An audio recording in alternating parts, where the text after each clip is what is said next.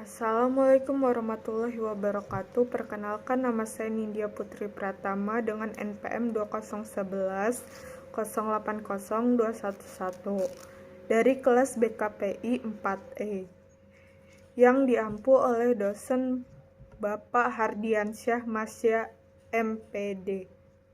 Di sini saya ingin menjelaskan tentang pengertian konseling multikultural.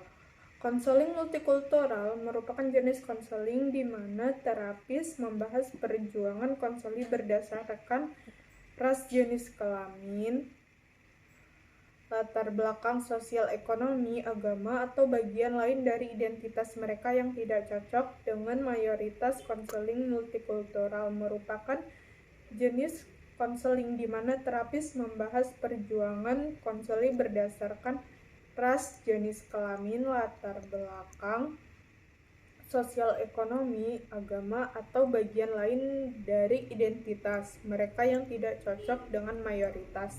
Bagian Respectful Job menyajikan 10 isu multikultural yang mungkin terjadi selama konseling, yaitu religion and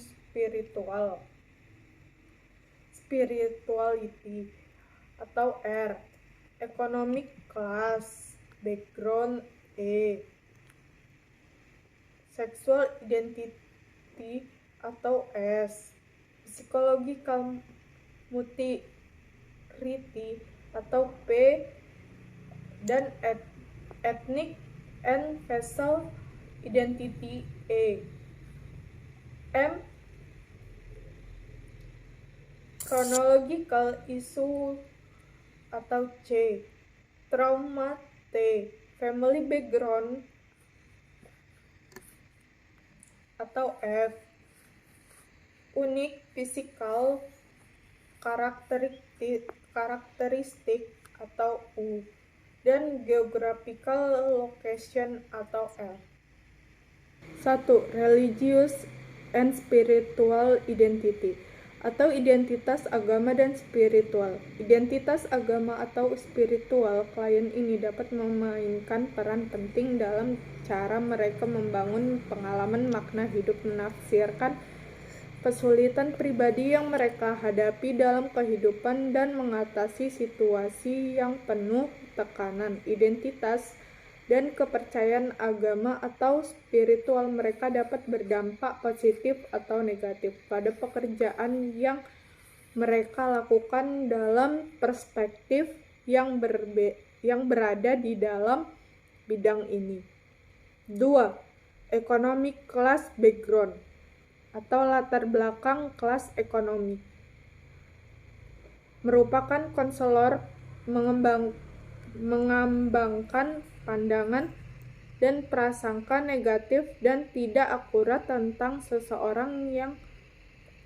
orang-orang yang berasal dari latar belakang kelas ekonomi yang berada dari mandiri ekonomi yang berbeda dari mereka sendiri. Alasan ini penting bagi para profesional kesehatan mental untuk mengevaluasi asumsi, bias, dan stereotip mereka sendiri yang berbasis kelas ketika bekerja dengan individu dan berbagai kelompok kelas ekonomi. 3. Sexual identity atau jenis kelamin. Istilah identitas seksual berhubungan dengan identitas gender seseorang, peran gender, dan orientasi seksual. Istilah identitas gender ini merujuk secara khusus pada perasaan subjektif individu tentang apa artinya menjadi pria atau wanita. Identitas gender seseorang jelas dipengaruhi oleh peran yang berbeda yang dimainkan pria dan wanita untuk dimainkan dalam yang konteks budaya atau etnis tertentu. 4. Psychological development atau perkembangan psikologis. Secara psikologis, daripada klien lain yang seumuran mengidentifikasi dengan kelompok etnis atau ras yang sama, dan berbagai identitas seksual dan agama atau spiritual yang sama dengan orang lain dengan siapa seseorang bekerja. 5. Etnis atau racial identity. Etnis atau identitas rasial merupakan orang-orang dari kelompok etnis atau ras yang sama. Penting bahwa konselor mengembangkan pengetahuan dan keterampilan yang diperlukan untuk menilai secara akurat perbedaan penting ini dan merespon mereka dengan cara yang efektif dan penuh hormat dalam lingkungan kerja mereka. 6. Chronological disposition atau tantangan kronologis atau pengembangan merupakan perubahan perkembangan terkait usia mewakili apa yang disebut sebagai tantangan kronologis yang dihadapi individu pada titik yang berbeda.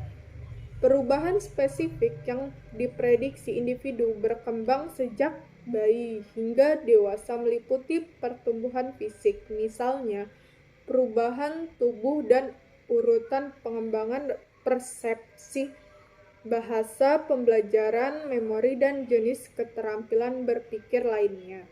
7. Trauma and other threats to their personal well-being atau trauma dan ancaman lain merupakan individu yang mengalami stres untuk waktu yang lama rentan terhadap masalah kesehatan mental di masa depan. Masalah-masalah seperti itu sering kali didasari oleh berbagai cara orang terpinggirkan sebagai bagian dari kelompok terevaluasi dalam masyarakat kita. 8.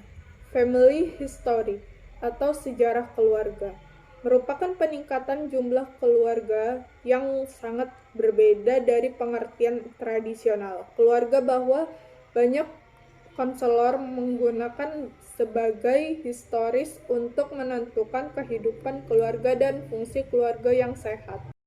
9. Unique physical karakteristik atau karakteristik fisik yang unik. Kerangka konseling respectful menekankan pentingnya keberadaan peka terhadap cara-cara yang diidealkan oleh masyarakat tentang kecantikan fisik berdampak negatif bahwa membawa banyak orang anak untuk menginternalisasi pandangan dan stereotip tentang diri mereka. 10.